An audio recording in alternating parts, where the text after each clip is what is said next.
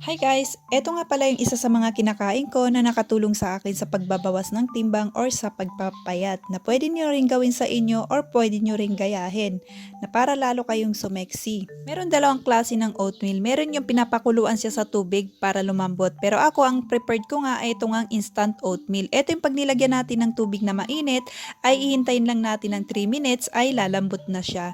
So, syempre, para mas masarap siyang kainin, ay pwede nga natin ito lagyan ng prutas. Any kind of fruits. Like, for example, meron kayong saging na hinog. So, pwede nyo lagyan o di kaya naman ay apple. Or grapes, kasi yung grapes ay natikman ko na rin ilagay siya dito. Pero ngayon, ang ilalagay ko nga dito ay ito ngang roasted peanut. Tapos ay nilalagyan ko rin ito ng cinnamon. And then kung meron kayong mga pulot o di kaya ay yung honey ay mas mag-inam na ilagay natin yung kaysa sa asukal. Pero kung wala talaga ay pwede rin natin ito lagyan ng konting asukal. Oo, konti lang guys. Huwag sobrang dami.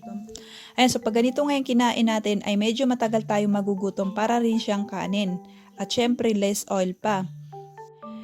And then sa merienda naman or pwede ring panghapunan, eto ngang century tuna. Ayan, ang una ko ang ginawa ay tinanggalan ko lang siya ng tubig or i-drain natin siya. Di ba may kasamang tubig yung century tuna, so i-drain nyo lang.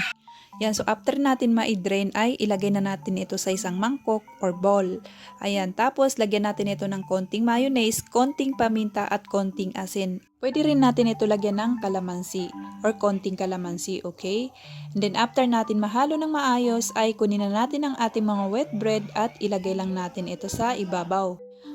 Ayan, so i-spread lang natin para kumalat yung palaman dun sa may tinapay. Ayan, so kung meron na tayong carbs, yan ngang tinapay, ay meron din tayong protein, eto ngang tuna. So kailangan meron din tayong fiber. So pwede natin ito lagyan ng kahit na anong klaseng gulay na meron sa inyo. So ako ang ilalagay ko nga dito ay eto ngang lettuce. So pwede rin natin ito lagyan ng mais. Kung meron kayong mais ay pwede rin yon. Mas masarap din siya kapag merong ganun. Pero kapag wala ay pwede rin ito. And then, pwede nga natin ito initin para mas crispy at mas masarap siya. Pero kung kayo ay meron naman kayong sandwich maker, ay mas maganda na dun nyo na lang initin. Ako kasi ay wala pa akong budget para makabili ng sandwich maker. So, dito muna ako nagtsatsaga magluto sa aming lumang kawali. So, ganito na nga pala yung itsura niya kapag luto na siya.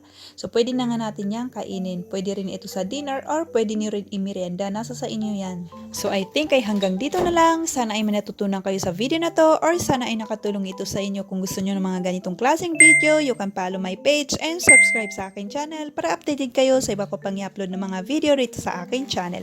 Thanks so much for watching!